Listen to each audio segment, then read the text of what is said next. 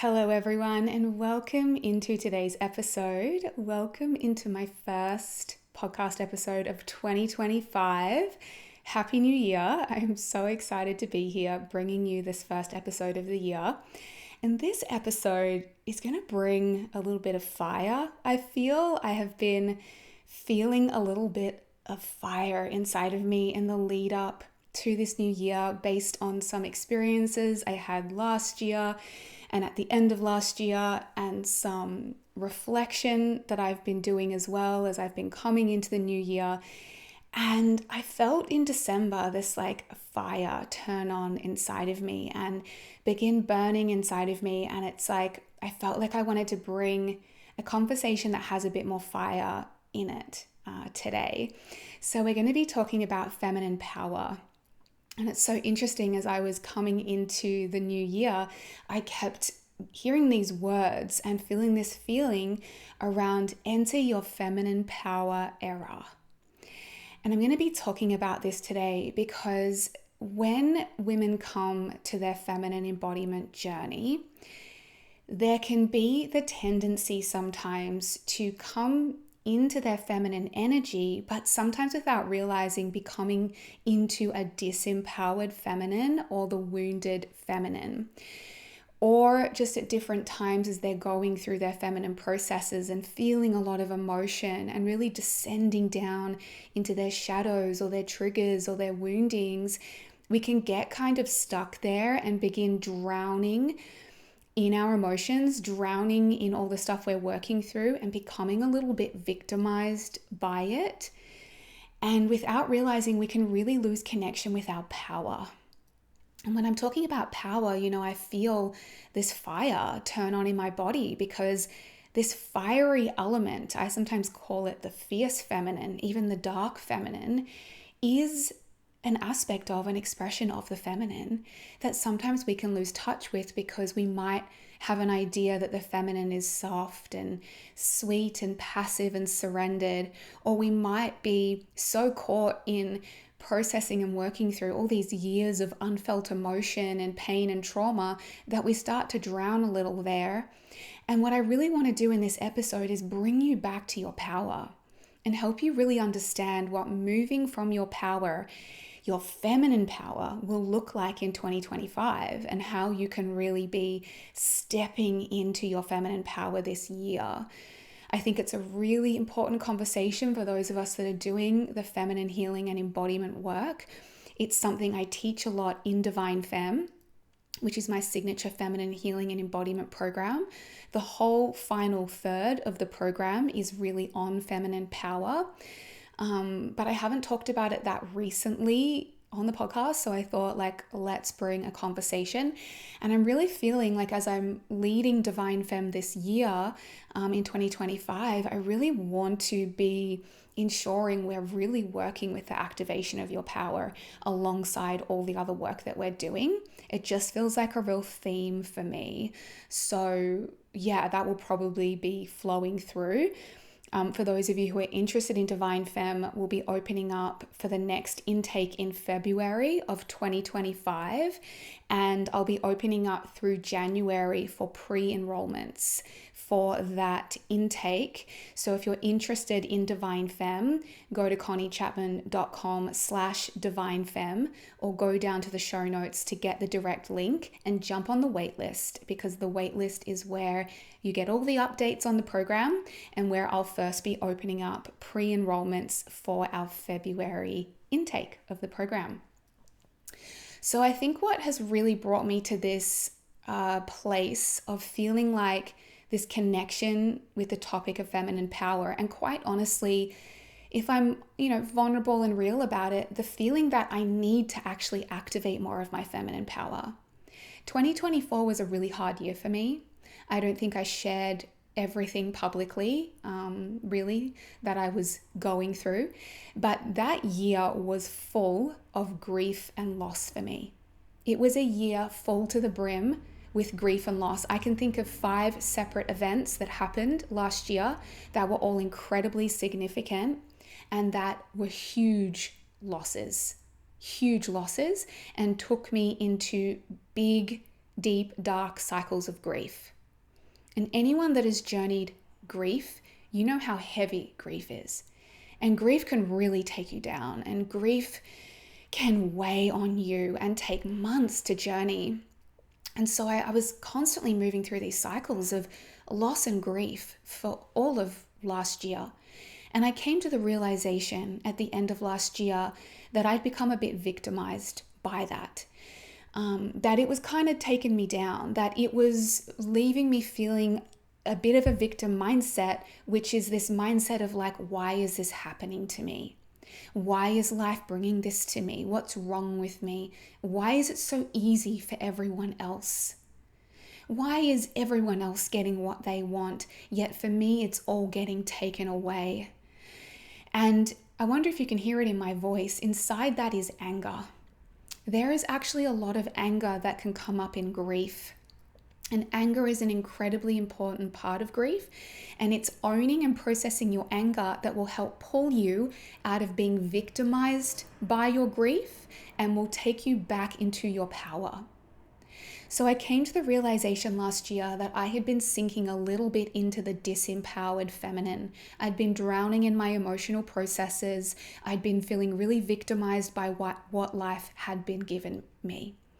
It got right to the end of last year, December 2024, when my brother-in-law passed away incredibly suddenly. We got a phone call. He was in an accident and he was gone. And that just felt like the icing on the cake. I was like, you know what? I've already had so many challenges this year, and here I am in grief again, just as I thought I was moving forward. And that broke me, that experience. I found myself one night on the bathroom floor. As we do, we all hear these stories of people's bathroom floor moments. I had a literal bathroom floor moment.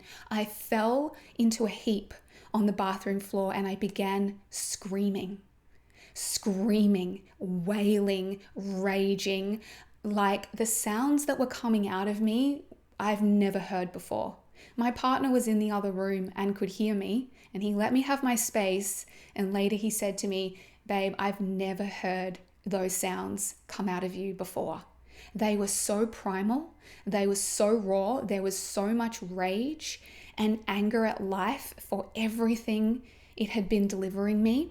And I sat there and I raged and I screamed and I roared for, it felt like hours.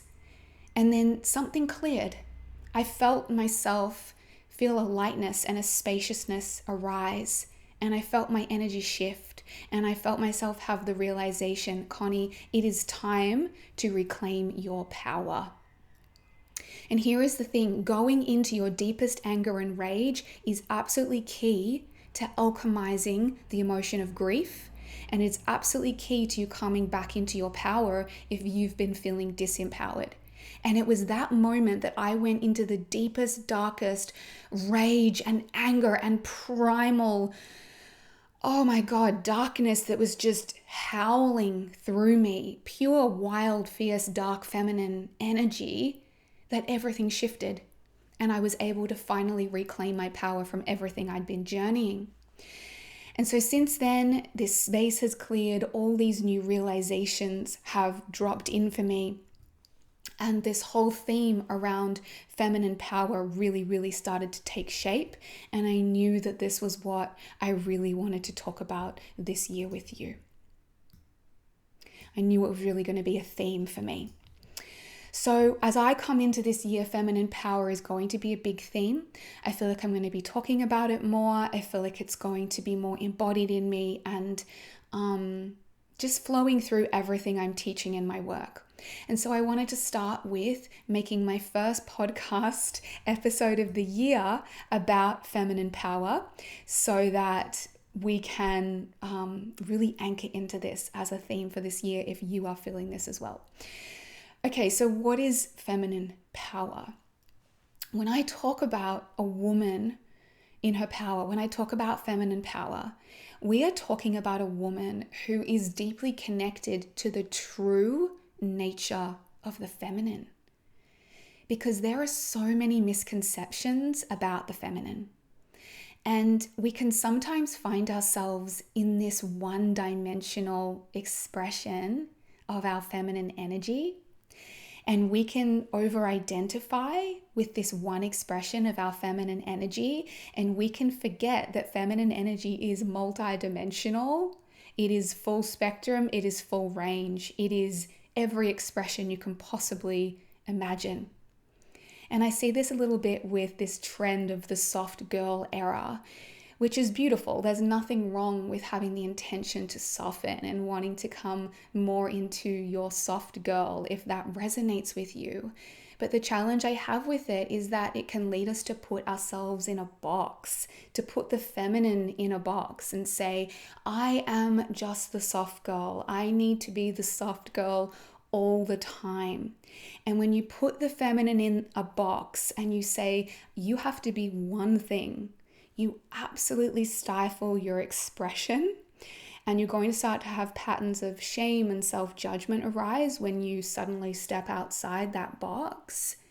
And you honestly disconnect from your feminine power, because your power as a woman lies in you embodying and expressing the full range of your feminine energy.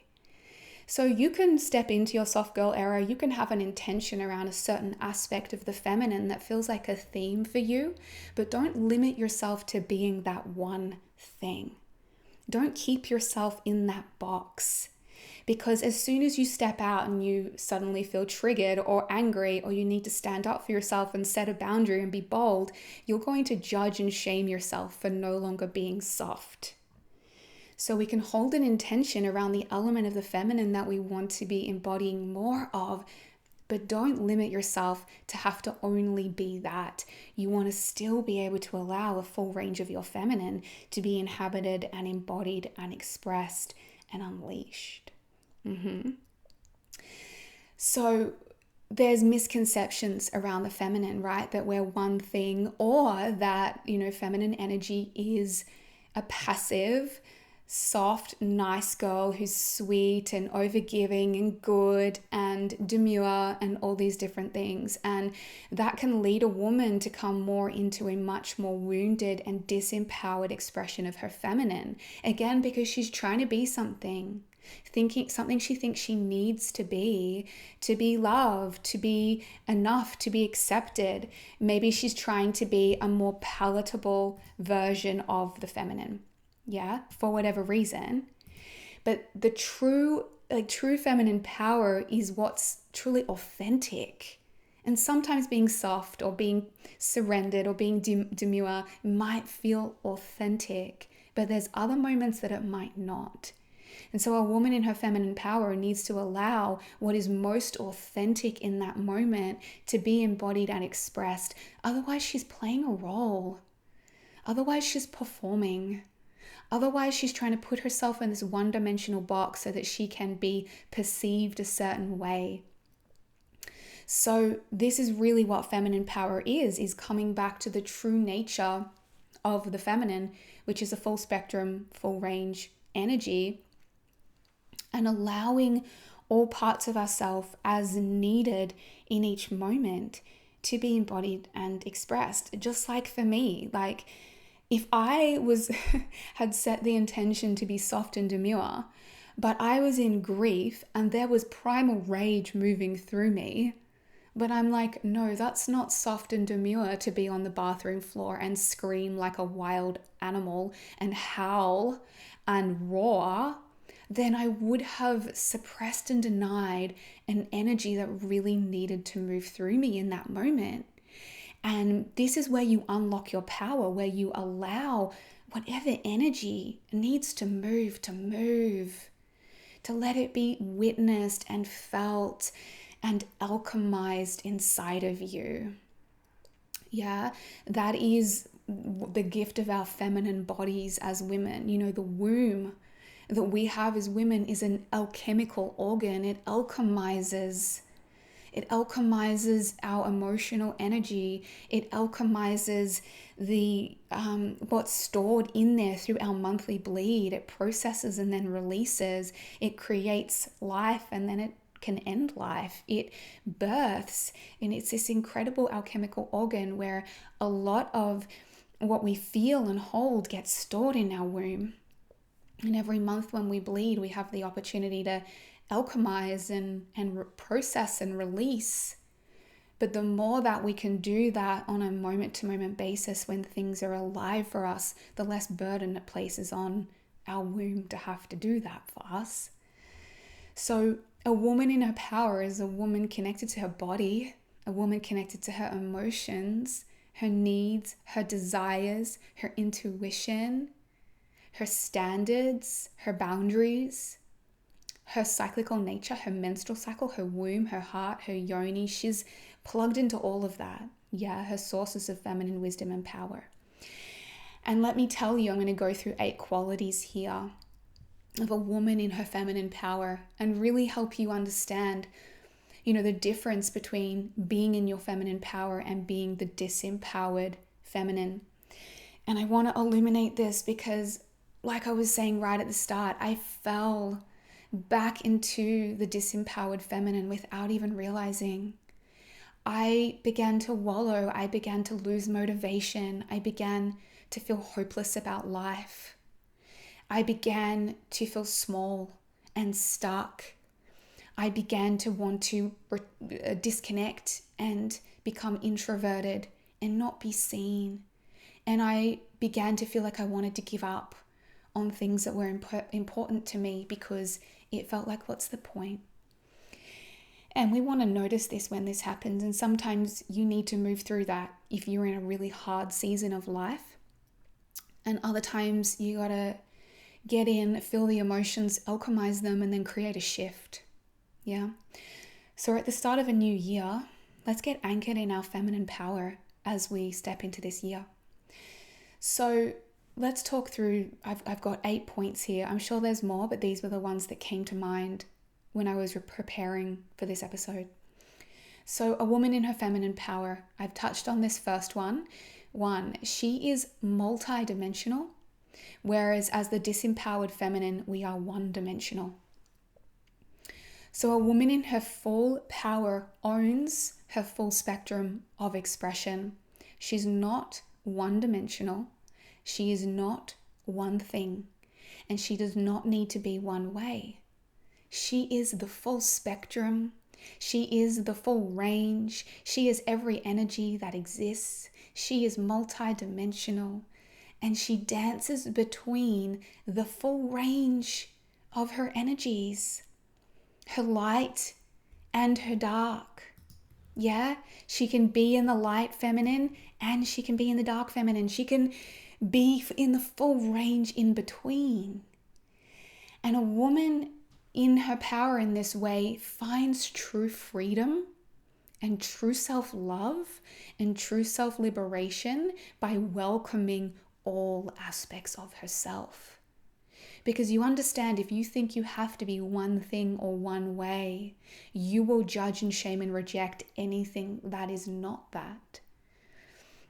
So then you have all these elements of yourself pushed into the shadows, hidden, repressed, and these things rule you.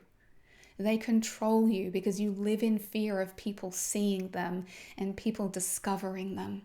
So you have to wear masks in your life, and you have to play roles and perform to uphold this image of yourself that you've created. And so a woman in her power has gone on the journey of learning how to reclaim all parts of herself, welcome, accept, reintegrate, and love any of the parts of herself that she judges and shames and rejects and has pushed away out of fear that it's not lovable, and she begins to love these parts and reclaim them. This returns her to wholeness. And we can't be in our power if we're fragmented. We're in our power when we're whole, yeah? And that comes from welcoming, allowing, and accepting all aspects of ourselves. Number 2, a woman in her power, the empowered feminine, she is the creatress of her life. When you're disempowered, you are in the victim energy. And this is where I had found myself, dropping in, right? So a woman in her power is the creatress of her life. She is the creator of her life. She is not a victim. Life doesn't just happen to her at random. She is not living at effect to the things that happen. She's not out of control of her own internal reactions and responses and choices and actions. She takes self-responsibility, and she takes responsibility for what she can control, which is herself, not everything that's happening in the world around her. But she knows she holds creative power, so she steps into that creatress role.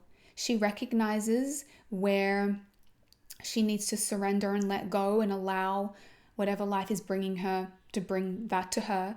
And she knows where she needs to come back into her creative power and begin again directing her thoughts and her energy wisely in the direction of what she wants.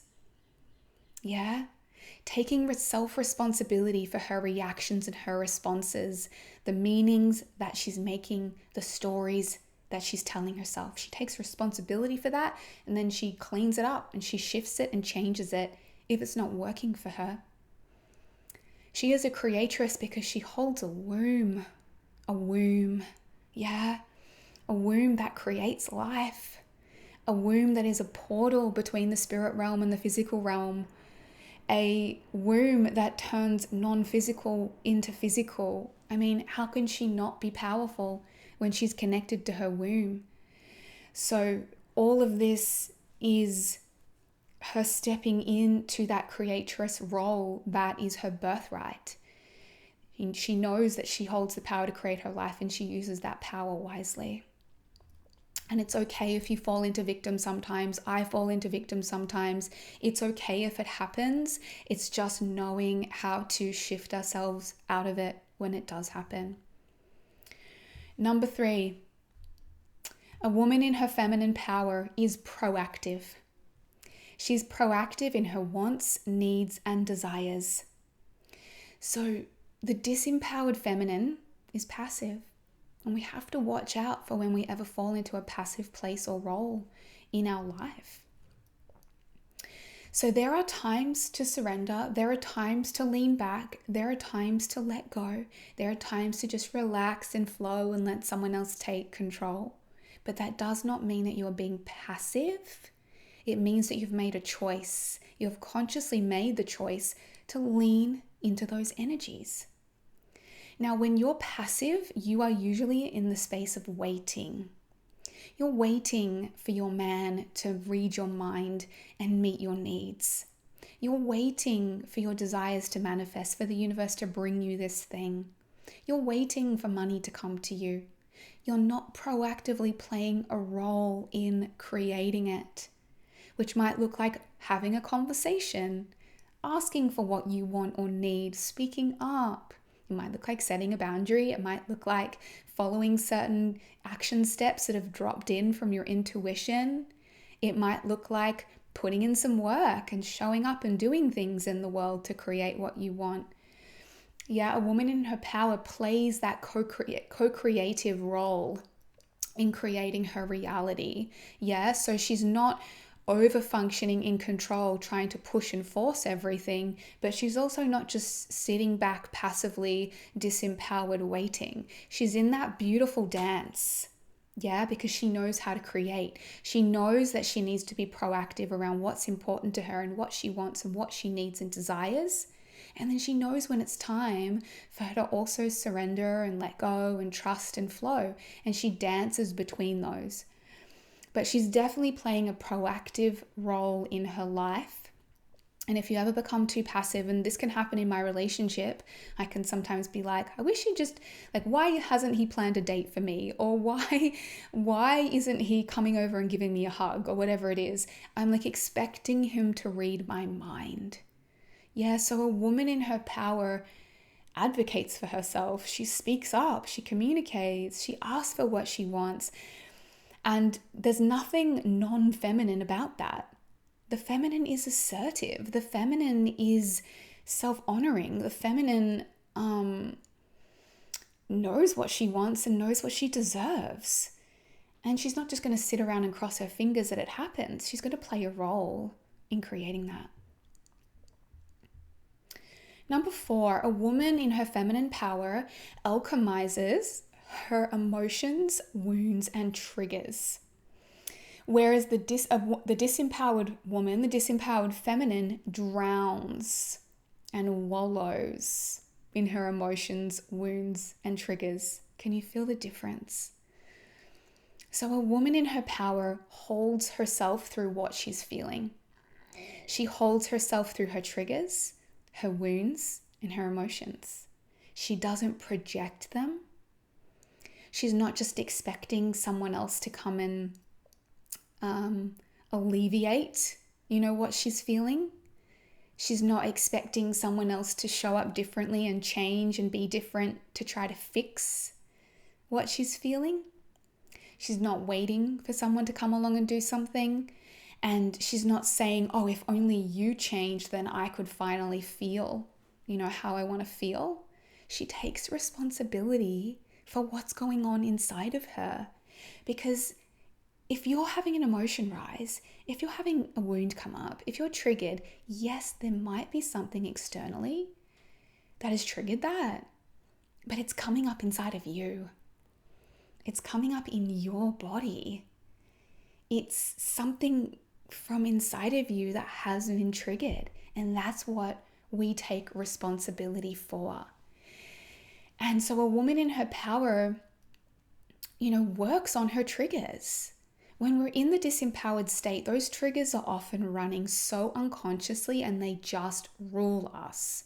We find ourselves feeling sad and the next minute we're eating a bag of cookies. Or we find ourselves feeling sad and then we're on a 4-hour Netflix binge marathon. Or we find ourselves feeling sad and then 2 hours later we realize we've been scrolling on Instagram. That's that unconscious disempowered space where we're not attuning to ourselves to really look at what's going on and make a change around it. But a woman in her power has the courage to look and feel and face, what's coming up for her and work through it. And she draws on her tools to work through it. And truly as women, this is what makes us so powerful, because we can alchemize, we can transmute energy through our body.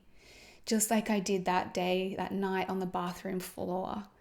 I went from the most immense pain and rage and grief I've ever felt to feeling light and spacious and so tapped into my power. And that came through me truly meeting the energy that was alive in me. I wasn't drowning in it. I wasn't wallowing in the story. I was in my body moving the energy. And that's how we alchemize. Number 6, I've got 8 here, so a couple more. Number 6, a woman in her feminine power has healed and integrated her masculine energy. So when we're in a disempowered space, we have a sort of a unhealed relationship to our masculine energy. We're either not in our masculine at all, which means we're maybe in that passive feminine, not taking any action, not showing up, or we're over-functioning in the masculine. So we're just do, hustle, push, force, control, over-function, and that masculine energy is completely running us rather than us consciously channeling it. So many women think that to be powerful, right, even when I'm talking about power, they need to be in their masculine. And so they think I need to be strong and tough and hardworking and intellectual and in my head and not show any vulnerability and not show any weakness. That's not true power. That's a coping mechanism. That's self-protection. That's not authentic. That's a learned way of being to keep you safe. So that's not true power, right? What we need to do to come into our true power as a woman is heal our relationship to our masculine energy so we can integrate it. It becomes integrated inside of us as a part of us. It becomes deeply embodied. So we're actually really embodied in both the masculine and feminine, and we draw on them as needed. We channel and draw on those energies when a situation calls for it to serve us. We draw on it as needed to serve us. And that requires a healing around that energy and knowing how to consciously work with it. So your masculine energy helps your feminine have what she wants. It helps you take action. It helps you create a plan. It helps you set boundaries. It helps you be discerning on where your energy goes. Like, you need that if you want to feel in your power, because otherwise your feminine life force will just leak everywhere. You'll give it to everyone. You'll say yes to everything. And it's not being protected and honored. When you fully integrate your masculine energy, you heal it and integrate it, it now becomes a form of protection, not like armor, but through discernment, through conscious, clear, intuitively guided discernment around where to put your energy, what to say yes and no to, where to set a boundary.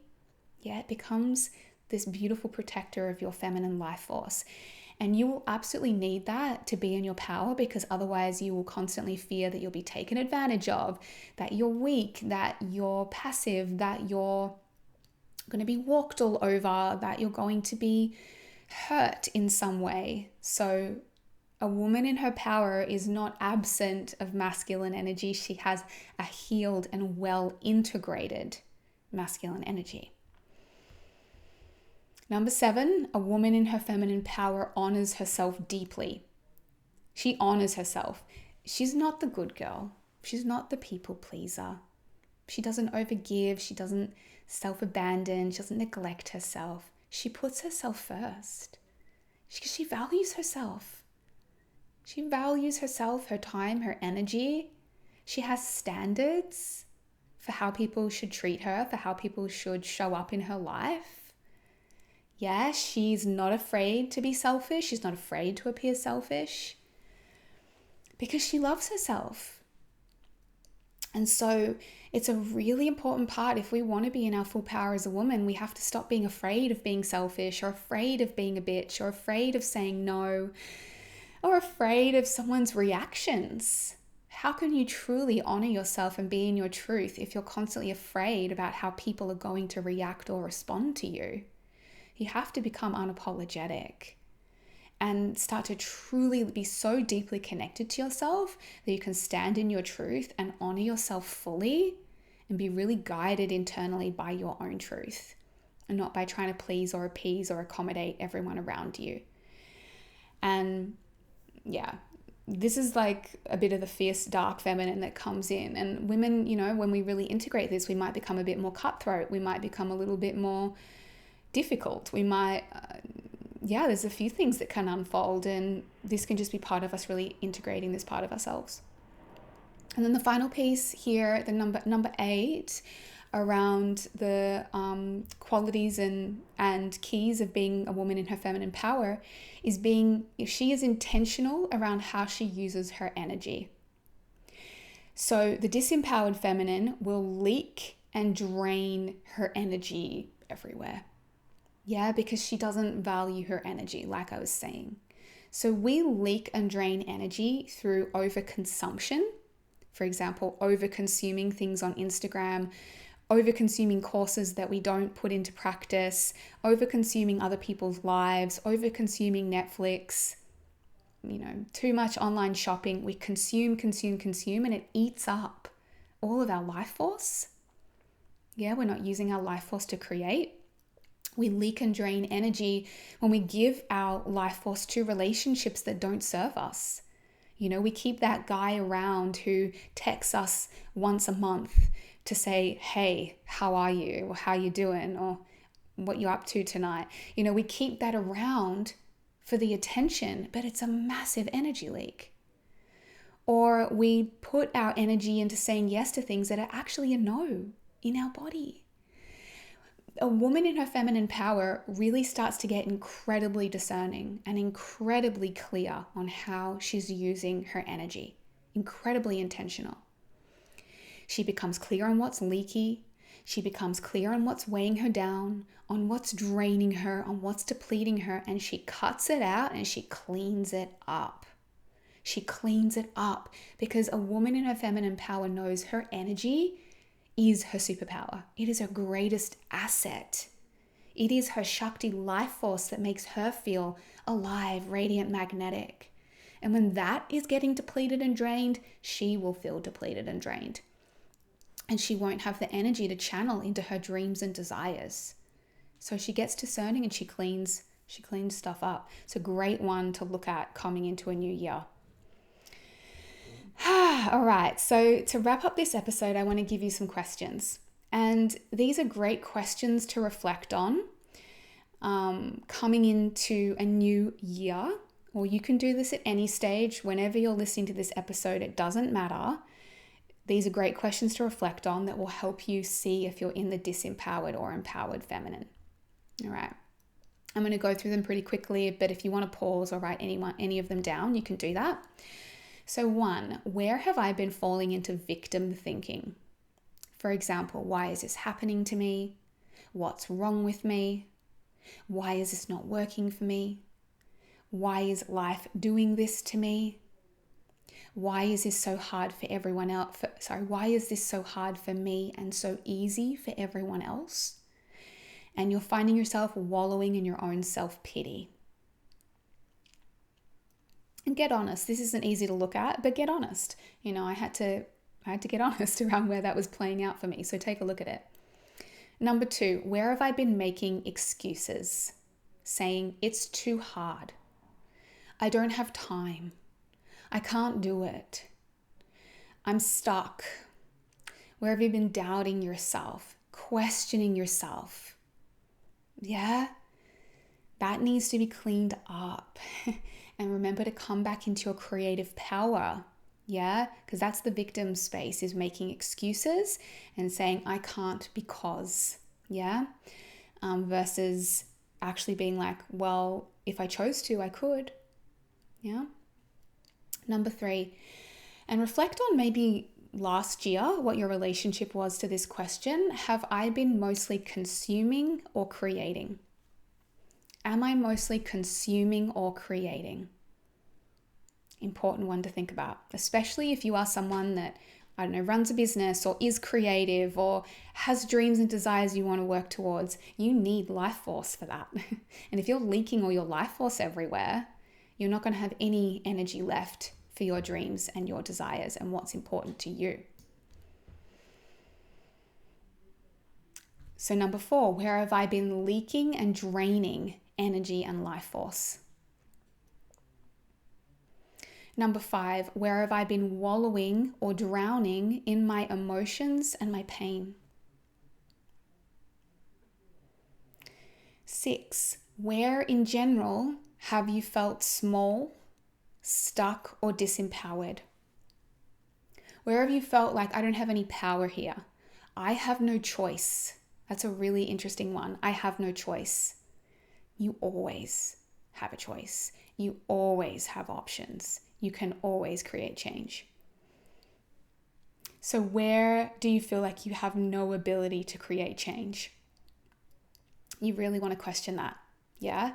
It's going to keep you very disempowered. Number 7, where have you not been claiming what you truly want or showing up to create it? Either by taking action, by speaking up, by having a conversation, by communicating something, by asking for something. Where have you not been taking action to create change, to actually take steps in the direction of what you want? Yeah? Number 8, where have I not been honoring, respecting, or taking care of myself? This is an important one for us as women. Where have I not been honoring, respecting, or taking care of myself? Where am I not setting boundaries? Where am I overgiving? Where am I self-abandoning? Where am I self-neglecting? Where am I putting work or everyone else ahead of myself and my true needs? Okay, a woman in her full power looks after herself, honors herself, prioritizes herself. And the final one, where have I not been taking responsibility for my energy and my state of being? Okay, where you just let whatever energy or state of being you're in just rule you and run you, and you're not taking responsibility for it and you're not doing anything to change it. So you're like, oh, I feel off today. Okay, well, I'm just going to let myself feel off all day. I feel unmotivated today. all right, I'm just going to wallow in feeling unmotivated all day.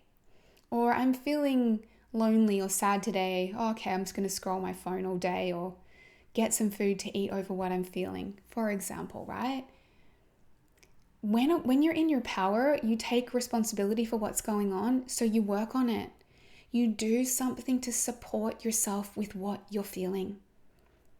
You do something to shift it, to work through it. And look, maybe you can't shift it that day, and that's fine. But at least you show up for yourself and you ask yourself, what do I need? What's something I could do to support myself with what I'm feeling today? What's something that might help me feel a little better today? Could I go for a walk outside? Could I listen to an uplifting podcast? Could I put on some music and dance? Could I cook myself a beautiful meal? Could I sit down with myself and just let myself have a cry? Could I do an embodiment practice or self-care ritual? What can I do that would actually support myself with what I'm feeling and maybe help shift my state? Yeah, that's an important one to look at as well. Really big key to being in your power as a woman. So, you can probably feel the fire in my voice. You know, when I was mapping out this episode, a lot of it has just come with, on some level, getting a bit fed up with myself. And sometimes this is the place we get to. We get so over ourselves, our own wallowing, our own victim thinking, our own, drowning in our emotions and telling everyone about our problems. And we're like, you know what? I'm done. It's time for me to make a change. It's time for me to get back in my power. Look at what I can affect change around. Look at what I have control over. Look at how, answer all these questions around how am I actually, showing up right now, and start to create a change. So really powerful episode for a new year, or whenever you're listening to this and you need a little tune up around getting into your feminine power. It's been really activating for me to share this with you, so I hope you enjoyed it. For those of you who are looking for a way to work with me this year, Divine Femme is the place to be. You've heard me talk about Divine Femme so many times, my signature 6-month feminine healing and embodiment program that is also very focused on activating you into your feminine power.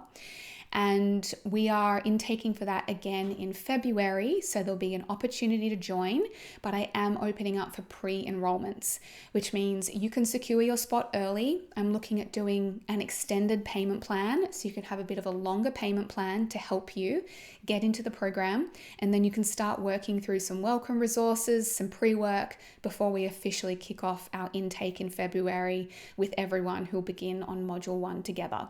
So get on the wait list, and you'll be getting some information about that in January. Go to conniechapman.com/divinefemme, or just go down to the show notes. So thank you for being here for my first episode of the year. I hope you enjoyed it. If you love this episode and you think someone in your life will gain value from this, send the episode on to them, pass it along, share it. And if you resonate with what I'm sharing here, if you love this podcast, come and leave me a rating or review. You can leave me a 5-star review on Apple Podcasts, or you can leave a little comment on Spotify and let me know what you thought about this episode. Thank you so much for being tuned in, my love, and I will talk to you next time. Bye.